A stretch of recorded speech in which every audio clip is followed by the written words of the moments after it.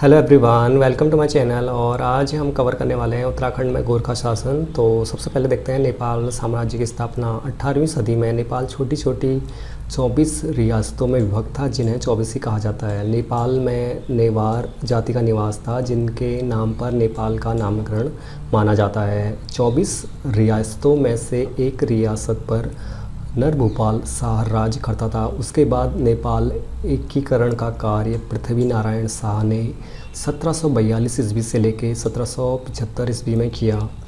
पृथ्वी नारायण के पुत्र प्रताप शाह ने 1775 से लेकर 78 ईस्वी में राज किया। 1778 ईस्वी में प्रताप शाह का अल्पवयस्क पुत्र रण बहादुर शाह शासक बना, जिनकी जो संरक्षिका थी वो कौन थी? रानी इंद्र लक्ष्मी थी।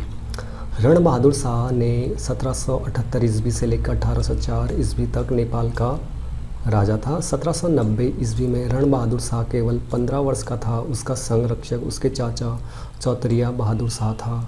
अल्मोड़ा पर गोरखाओं के अधिकार के समय नेपाल नरेश रण बहादुर शाह था। ये क्वेश्चन काफ़ी इंपॉर्टेंट है, तो ये पूछा जाता है।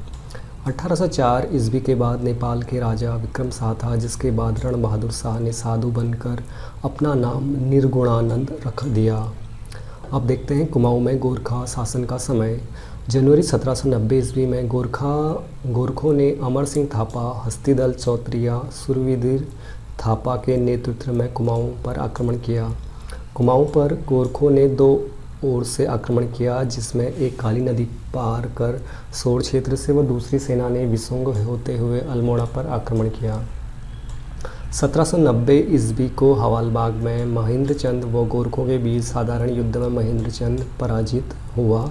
गोरखों को आक्रमण का न्योता हर्षदेव जोशी ने दिया। कुमाऊं पर गोरखों ने 1790 ईस्वी से लेकर 1815 ईस्वी तक करीब 25 वर्ष तक शासन किया। तो ये काफ़ी इम्पोर्टेंट फैक्ट्स है। ये पूछा जाता है कि कुमाऊं में गोरखों ने कब से लेकर कब तक जो है शासन किया है, तो वो किया है 1790 ईस्वी से लेकर 1815 ईस्वी तक। कुमाऊं जीतने के बाद गोरखों ने गढ़वाल पर 1791 ईस्वी में आक्रमण किया, लेकिन जीतने में असफल रहे। कुमाऊं में गोरखा सूबेदार। कुमाऊं पर गोरखों के अधिकार के बाद प्रथम सूबेदार या सूबा जोगामल शाह 1791 ईस्वी से लेकर 92 ईस्वी में नियुक्त किया था। कुमाऊं का दूसरा सुल्ला काजी नरसाई को बनाया था, जिसके समय मंगलवार रात्रि कांड हुआ था, जिसके लिए आज भी यहाँ प्रचलित कहावत मंगल की रात और नरसाई का पाला है। कुमाऊं में तीसरा गोरखा सूबेदार अजब सिंह ख्वास को बनाया गया, जिनके समय अल्मोड़ा के 1500 ग्राम प्रधानों का सामूहिक नरसंहार हुआ था। चौथा सूबा अमर सिंह थापा, पाँचवा सूबा प्रबल राणा को बनाया गया। छठवां सूबा बम शाह 1797 ईस्वी से लेकर 99 को बनाया गया, जिनसे ब्राह्मणों पर कुशी नामक कर लगाया गया था। सातवां सूबा एक बार फिर से अजब सिंह ख्वास को बनाया गया था, जिसका कथन था कि ब्राह्मणों के पैर पूजे जाते हैं, सिर नहीं, इसलिए बोझ सिर पर रखो। उसके बाद देखते हैं हम। आठवां सूबा था धौकल सिंह बसन्यात। 1802 ईस्वी में धौकल सिंह की जगह सेनापति रुद्रवीर सिंह को बनाया गया, जिसने टनक कर नामक कर लगाया गया था। 1803 ईस्वी में कुमाऊं का सूबा काजी गजशेखर पांडे था। 1806 ईस्वी में सूबेदार ऋतुराज थापा को किसी कारण में दोषी ठहराने के बाद डोटी में फांसी दी गई थी, जिसके बाद चौतरिया बड़ा बम शाह को सूबेदार बनाया गया, जो 1815 ईस्वी तक सूबा बना रहा। 1815 ईस्वी में कुमाऊं का सूबेदार फ्रेजर साहब बहादुर था। अब देखते हैं जोगामल शाह का बंदोबस्त। तो जोगामल ने कुमाऊं में पहला बंदोबस्त कराया। प्रत्येक बालिग व्यक्ति से 1 रुपये मांगा राज का टैक्स, पोल टैक्स लिया। जोगामल शाह ने कुमाऊं में 20 नाली ज़मीन पर 1 रुपये टैक्स निर्धारित किया, जिसे बीसी नाम से जाना जाता है। जोगामल ने दफ्तर के खर्चे के लिए प्रत्येक गांव में सुवांग दस्तूर नामक राजकर लगाया एवं घूरी पिछी नाम से पिछले 2 रुपये सालाना फीस पर मवासे ठहराए गए। उसके बाद देखते हैं गढ़वाल में गोरखा शासन। गोरखों ने 1791 ईस्वी में लंगूरगढ़ के किले पर घेरा डाला था। 1792 ईस्वी में लंगूरगढ़ की संधि के तहत प्रद्युम्न शाह ने कुछ राशि नेपाली दरबार में देना स्वीकार किया। उत्तराखंड में गोरखा शासन को गोरख्याली कहा जाता है। 1803 ईस्वी में अमर सिंह थापा हस्तिदल चौतरिया के नेतृत्व में गोरखों ने आपदाग्रस्त गढ़वाल पर आक्रमण किया। लंढौर रियासत के गुजर शासक दाई दयाल की सहायता से प्रद्युम्न शाह ने 12,000 सैनिकों की सेना के साथ 14 मई 1804 ईस्वी के खुड़बुड़ा युद्ध में भाग लिया, जिसमें वह शहीद हो गया था। 1804 ईस्वी में अमर सिंह थापा व उसके पुत्र रणजोड़ थापा ने गढ़वाल कुमाऊं का प्रशासन अपने हाथ लिया। गढ़वाल पर गोरखों ने 1804 ईस्वी से लेकर 1815 ईस्वी करीब 10.5 साल शासन किया। हस्तिदल शाह ने गढ़वाल में गोरखा प्रशासक के रूप में कार्य किया। अब देखते हैं गोरखा शासन की प्रशासनिक व्यवस्था कैसी है। तो गोरखा प्रशासन फौजी शासन था जो सूबेदार के अधीन होता था। गोरखा सैनिकों का मुख्य हथियार खुखरी था, जिसका प्रमुख केंद्र गढ़ी नाम का नगर था। खुखरियाँ बनाकर गोरखा सैनिकों को नेवार जाति के लोहार देते थे। गोरखों ने गढ़वाल व कुमाऊं के घरों में छतों पर महिलाओं की चढ़ने पर पाबंदी लगा दी थी। गोरखा शासन में न्याय एवं मुकदमों का कार्य देखने वाला अधिकारी विचारी होता था। गोरखा शासन में न्याय सुनवाई के बाद प्रतिवादी से महाभारत या हरिवंश की कसम कराई जाती है। सच व झूठ पता करने के लिए दिव्य नामक अग्नि परीक्षा कराई जाती है। दिव्य 3 प्रकार की होती थी। 3 प्रकार की दिव्य है। गोला दीप प्रथा में लोहा का गर्म डंडा हाथ में रखकर कुछ दूरी तक चलना पड़ता था। जो नियत दूरी नहीं कर पाता था उसे दोषी समझा जाता था। कढ़ाई दीप प्रथा में खौलती कढ़ाई में उबलते तेल में दोषी का हाथ डाला जाता था तो हाथ जलने की स्थिति में दोषी ठहराया जाता था। तराजू दीप प्रथा में अपराधी को तराजू में पत्थरों से तोला जाता था, जिनके समय अलग स्थान पर रखा जाता था और दूसरे दिन उसी व्यक्ति को पुनः तोलने पर यदि वजन अधिक हो तो निर्दोष और हल्का हो तो दोषी माना जाता था। तो देख सकते हैं कितनी कठिन जो सज़ा देने की यहाँ पे प्रावधान किए गए थे। जो पहला था गोला दीप प्रथा, दूसरा था कढ़ाई दीप और तीसरा था तराजू दीप प्रथा। तो अब देखते हैं गोरखा शासन के समय के कर। ओके, क्या क्या कर लगाए उन्होंने कुमाऊं एवं गढ़वाल में। तो गोरखाओं ने चंद राजाओं द्वारा लगाए गए 36 रकम व 32 कलम वाले कुछ पुराने करों को बहाल रखा एवं कुछ को तात्कालिक कारणों को ध्यान में रखकर नए कर लगाए गए। गोरखाओं ने ब्राह्मणों पर कुशी नामक कर लगाया। यह कर 260 नाली या 30 या 13 जूलिया तक जमीन हथियाए हुए ब्राह्मणों पर 5 रुपया प्रति मवासा लगाया गया था। पुगाड़ी कर भूमि कर से लगभग 1.5 लाख सालाना आय होती थी। इस कर के माध्यम से सैनिकों को वेतन दिया जाता था। टीका भेंट कर शादी व विवाह के समय लिया जाता था। मांग कर प्रत्येक नौजवान से 1 रुपये लिया जाता था और मांग कर को तात्कालिक कर के रूप में युद्ध के समय वसूला जाता था। टांडा कर हिंदू व भोटिया बुनकरों से लिया जाता है। तिमारी सैनिकों को देय वेतन होता है, जिसके तहत फौजदार को 4 आना व सूबेदार को 2 आना देने पड़ते हैं। सलामी एक प्रकार का नजराना होता था। मिजारी कर शिल्प कर्मियों व जागरिया ब्राह्मणों से लिया जाता था। मौकर प्रति परिवार पर लगने वाला 2 रुपये कर जैसे चंद राजाओं ने भी लगाया था। इस कर को घरी पिछी भी कहा जाता था। सायर सीमा व चुंगी कर। दूसरा है मरोगर पुत्रहीन व्यक्ति से। ओके, घीकर दुधारू पशुओं पर लगता है। रहता गांव छोड़कर भागते हुए लोगों पर लगता है। बहता छिपाई संपत्ति में लगने वाला कर था। गोबर व पचिया नाम पर गोरखा कालीन थे। सोनिया फागुन जो गोरखों के उत्सव का खर्च होता था।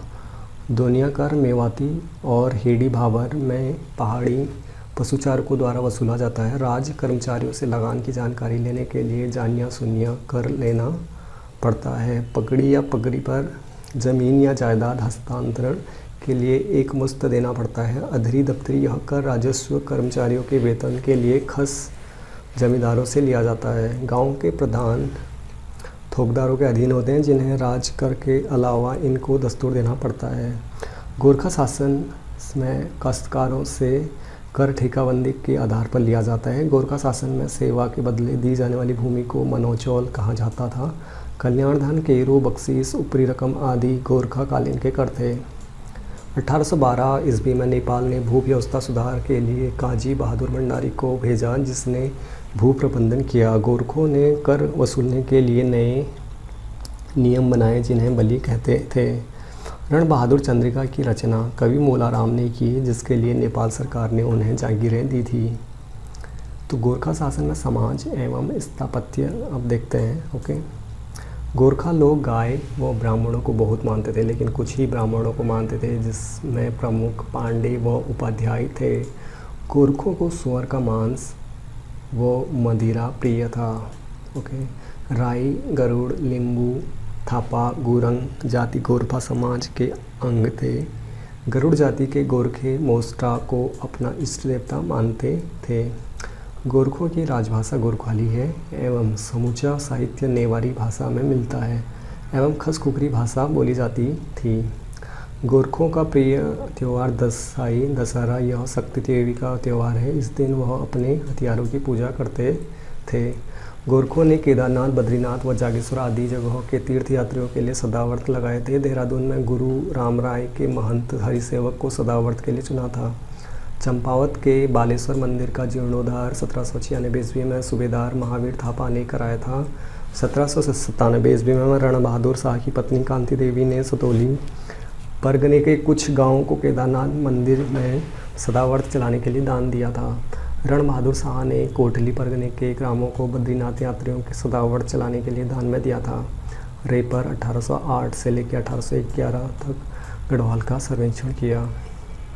कठुआ ब्राह्मण दास, विचारी न्यायाधीश, जागरिया या जागचा, कार्यकर्त सैनिकों, दसाई दशहरा, ढाकरिया 2 वर्ष के लिए सेवा मुक्त सैनिकों को, ठाकुरिया पेंशन मुक्त प्रधान अधिकारियों को, कामी शिल्पकर्मियों को, नौ नाई को, सुनार सुनवार को। अब देखते हैं आंग्ल नेपाल युद्ध एवं तत्कालिक गढ़वाल कुमाऊं क्षेत्र। तो आंग्ल व नेपाल युद्ध का कारण गोरखपुर के बुटवल प्रांत में ईस्ट इंडिया कंपनी ने गोरखों ने 200 ग्राम छीने थे। गोरखा प्रधानमंत्री भीमसेन थापा ने विस्तारवादी नीति का अनुसरण किया और अंग्रेजों से गोरखपुर से 200 ग्राम छीने थे। नेपाल के साथ विवादित इलाके के बारे में समझौता करने के लिए अंग्रेजों ने मेजर बेटसा को चुना था। लॉर्ड हेस्टिंग्स का दूसरा नाम लॉर्ड मोयरा था, जिसने 1 नवंबर 1814 ईस्वी में गोरखों के युद्ध की घोषणा कर दी थी। अंग्रेज़ों ने गोरखों पर आक्रमण के लिए सेना को 4 भागों में बांटा था। दो पहली थी मेजर जनरल मॉर्ले, दूसरी थी मेजर जनरल जी.एस. वुड, तीसरी मेजर जनरल जिलेस्पी, चौथा मेजर जनरल ऑक्टालोनी। तो मेजर जनरल मॉर्ले बिहार के रास्ते नेपाल की राजधानी काठमांडू पर हमले का आदेश दिया था। Major general G S. Wood Gorakhpur के हमले के लिए आदेश दिया। Major general Gillespie Dehradun Khalanga किले पर हमले के लिए 3500 रुपये सैनिक तैनात किए। मेजर जनरल ऑक्टालोनी सतलुज व यमुना नदी के मध्यवर्ती व गोरखा शासन की पश्चिमी सीमा के लिए। 24 अक्टूबर 1814 ईस्वी में ब्रिटिश सेना तिमली व मोहनखंड दर्रा से दून घाटी में पहुंची। देहरादून के कलंगा किले व नालापानी किले पर सबसे पहले हमला हुआ, जहां गोरखा सैनिकों का नेतृत्व बलबीर सिंह थापा कर रहा था। 31 अक्टूबर 1814 ईस्वी में जिलेस्पी नालापानी दुर्ग में मारा गया। वह 30 नवंबर 1814 ईस्वी के कलुंगा दुर्ग में बमबारी की। कलुंगा युद्ध में जनरल जिलेस्पी के साथ साथ गोरखाओं के 420 जवान मारे गए। गोरखा सैनिकों के प्रमुख अमर सिंह थापा, रणजोर सिंह थापा, हस्तिदल चौधरी, बमशाह और चामो भंडारी प्रमुख थे। ब्रिटिश सेनापतियों में मेजर जनरल ऑक्टलोनी ही न्यूनतम योग्यतम सेनापति था। गवर्नर की सहायता के लिए लॉर्ड हेस्टिंग्स ने कर्नल निकोलस के साथ प्रशिक्षित सेना भेजी। 23 अप्रैल 1815 ईस्वी को गणनाथ लांडा के युद्ध में हस्तिदल चौधरीया मारा गया, जिसकी प्रशंसा कर्नल निकोलस ने की थी। 25 अप्रैल 1815 ईस्वी को अंग्रेज़ों ने अल्मोड़ा पर हमला कर दिया था। 27 अप्रैल 1815 को गार्डनर व बमशाह की भी संधि हुई, जिसके तहत गोरखों को कुमाऊं छोड़ने का प्रस्ताव था। 28 अप्रैल 1815 ईस्वी को बमशाह व कर्नल निकोलस की मुलाकात हुई और गोरखाओं ने कुमाऊं छोड़ने का प्रस्ताव मंजूर हुआ। 15 मई 1815 को मलावगढ़ की संधि अमर सिंह थापा ऑक्टलोनी के बीच हुई। 2 दिसंबर 1815 ईस्वी को गजराज मिश्र के साथ कर्नल बेदरसो ने संधि की। गजराज मिश्र नेपाल नरेश रण बहादुर शाह के गुरु थे। नेपाल दरबार के संधि की पुष्टि न होने के कारण फरवरी 1816 ईस्वी में अंग्रेजी सेना ने नेपाल पर चढ़ाई कर दी थी। 4 मार्च 1816 ईस्वी को नेपाल सरकार ने संगोली की संधि को स्वीकार किया था। संगोली संधि के अनुसार टिहरी रियासत सुदर्शन शाह को प्रदान की गई और शेष को नॉन रेगुलेशन प्रांत बनाया गया।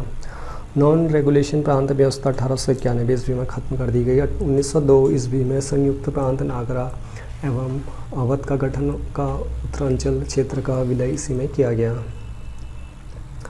अब देखते हैं संगोली की संधि थी क्या। नेपाली सरकार ने ब्रिटिश रेजिमेंट काठमांडू में रखना एवं अंग्रेज़ों ने गोरखों का ब्रिटिश इंडियन आर्मी में भर्ती करना स्वीकार किया। मंची एवं तिस्ता नदियों के बीच छोटी पट्टी को सिक्किम के राजा को दी गई एवं अवध से लगे भूभाग को अवध नवाब को दिया गया। टिंकर व छांगरू क्षेत्र नेपाल को दिया गया एवं नाभी एवं कुट्टी क्षेत्र ब्रिटिश साम्राज्य में मिलाया गया। गोरखा शासन में सेना नायक अमर सिंह थापा नेपाल दरबार का प्रमुख पदाधिकारी, जिसके अधीन हस्तीदल चौतरिया और गढ़वाल का सेनापति रणधीर सिंह बसनियात था। नेपाल सरकार का सर्वोत्तम अलंकार का जिसने अमर सिंह थापा को विभूषित किया गया था। रणजोड़ सिंह थापा मोलाराम ने इसे दानवीर कर्ण की उपमा से विभूषित किया, जो अमर सिंह थापा का पुत्र था। यह कलाविदों एवं विद्वानों का अत्यधिक सम्मान करता था। हस्तीदिल चौतरिया कृषकों के प्रति उदार था। इसके समय हरिद्वार दासों का बिक्री का केंद्र था। भैरव सिंह थापा था 1808 से लेकर 11 ने नेपाल शासक द्वारा मोलाराम को मिली सनद व जागीरों को छीन लिया था। 1812 ईस्वी में मोरक्राफ्ट कुमाऊं व गणराज्य होते हुए उनकी विस्तृत जानकारी हेतु तिब्बत की यात्रा पर गए, जिसमें हैदर खां व हरदेव पंडित भी थे, जो तिब्बत में गोसाइयों के भेष में गए थे। 1815 ईस्वी में कैप्टन हियर्सी ने गोरखाली अफसरों के बारे में लिखा कि ये चंचल, दगाबाज, विश्वासघाती एवं अत्यंत लालची व क्रूर होते हैं। तो ये था हमारा आज का चैप्टर नंबर 6। Thank you.